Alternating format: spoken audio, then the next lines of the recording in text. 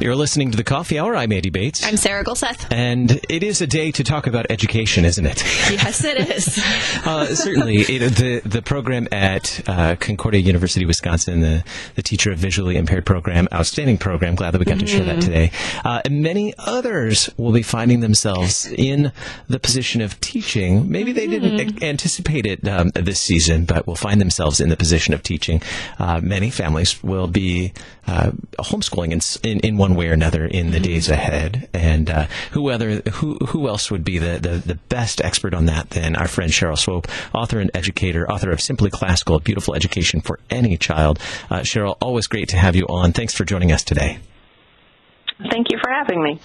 So with the coronavirus and many people being social distancing, some being quarantined in their homes for a while, they find themselves in the position of homeschooling for the very first time. Especially we see yesterday with the announcement that in the state of Kansas, all schools are closed for the remainder of the school year.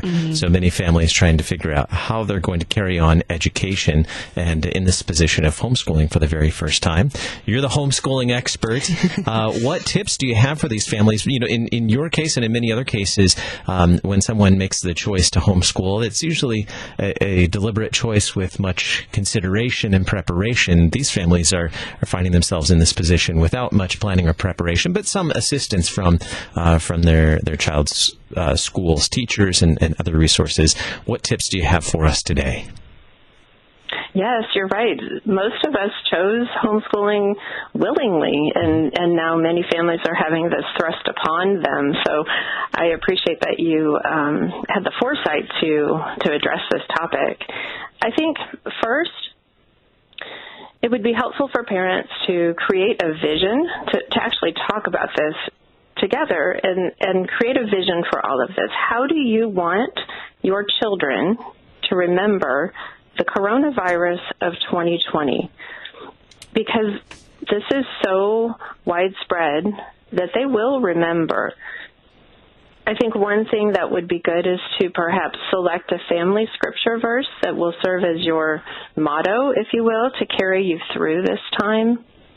And perhaps write that down, or if you're good with calligraphy, frame that. But somehow post and remember a specific verse that becomes your family verse to carry you through. My daughter's confirmation verse is Isaiah 41:10, and we refer to that often here. That verse is, "Fear not, for I am with you.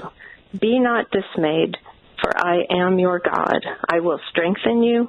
I will help you. I will uphold you with my righteous right hand." When we embrace what's going on without fear and yet with prudent preparation, we're setting the tone for our children. From there, we can then do the practical things that need to happen. For one tip would be to create a space for your child to work. Maybe he's already had a homework space, but this is something more. This is now respecting his vocation as a student and saying, you're going to have your own workspace. It will be free from auditory distractions, so we're going to turn off the radio and the news and our own phone dinging and all of those things to the greatest extent possible, so that you don't have auditory distractions during your work time. But we're also going to require that you don't create your own distractions during your work time. And similarly, visual distractions, you want to make sure that when you create the space that they're seated with only the materials they need, and for the most part, other visual clutter is removed. You just want his work implements in front of him, so his sharpened pencils or his laptop or however that's working in your home. Only the things that are necessary for those subjects in his space. You can set expectations for that space. For example, he needs to be up and dressed by a certain time. In our home, it was always 8:25. That was our thing. You had to be up and dressed with all your morning jobs done by 8:25, and that was because from 8:25 to 8:30, we did an overview of the day. And that leads to another tip, which is to create a routine.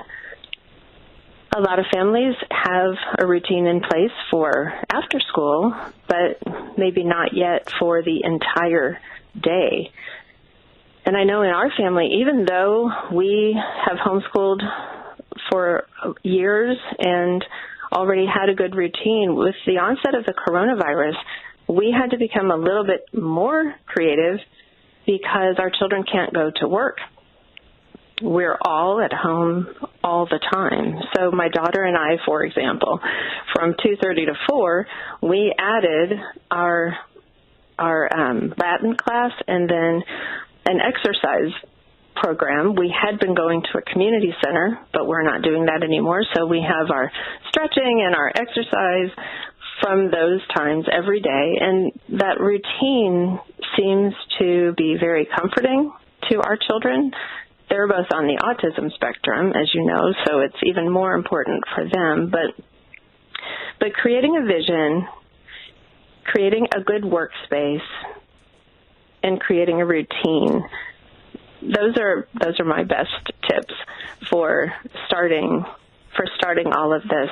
Within that routine, we found as a homeschooling family that having the devotional time at the front of your routine sets the tone for the whole day. So that's what I would advise doing, is starting with a hymn, a prayer, a scripture verse, a reading. Set that as the first thing that you do together as a family. And then it's ideal to tackle all of the hardest subjects next. If you can, complete all those before lunchtime. Be sure to include some breaks. They're going to need to get the wiggles out, do some brief physical stretching, jumping jacks, marching in place, those sorts of things, and then resume. Ideally, after lunch, you have your lighter or more enjoyable subjects. And then make sure that you close either your school day or your entire day with something enjoyable, so that it's not all work and it's not all rigidity, but that they know that there's going to be some family fun at the end of the day. And we have to get creative here, but I know a lot of families are dusting off old craft kits that have been sitting around that never used, or board games, things like that. Singing together, whatever it is that you enjoy as a family or might enjoy as a family, taking walks or hikes, all of those things can be enjoyable dessert for all of the vegetables that they've had during the day. And then kind of another thing that we really enjoyed as a family that I think is important to do is to start reading aloud if you haven't done that yet. Read aloud as a family.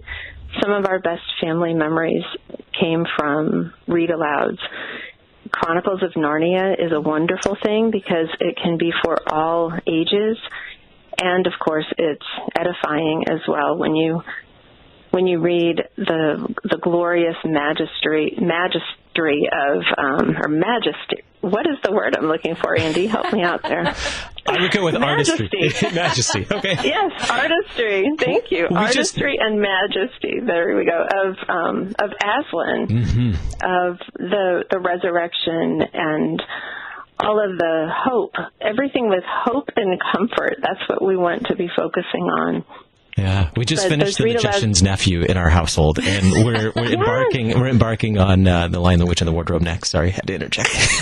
You were so excited. Yes, that's perfect. Yeah, my son had me read The Magician's Nephew. He said, "Mom, you have to read this one." I had not read it. And it starts it all with creation. I love that book. Yeah.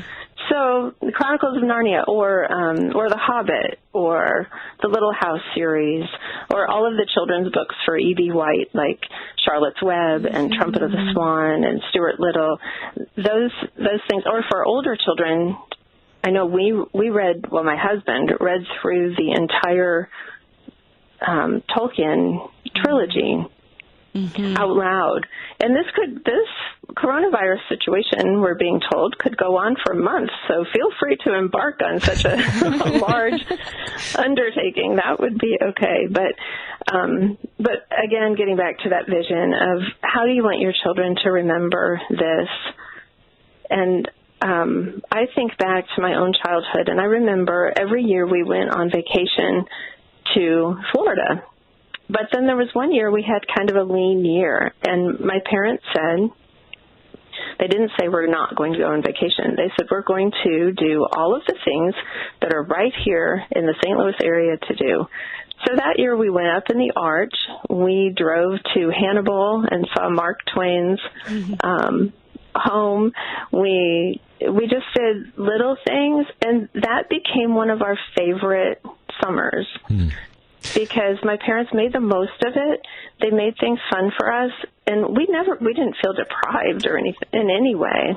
So setting a vision, we're just about out of time, but to recap, setting a vision for really making the best memories. What memories do you want your child to have of this time together, and making the most of it, especially emphasizing the good gifts of God and devotions and the gifts of family in that time together. Cheryl, thank you so much for these great insights. I was taking copious notes. Yes, he was. I can attest to that. We were talking. We really appreciate the gifts that you have and that you're sharing them with us. Again, check out Cheryl's book as well, Simply Classical, Beautiful Child, Our Beautiful Education for Any Child, CherylSwope.com. Thank you so much for being our guest today. Thank you. I'm Eddie Bates. I'm Sarah Golseth.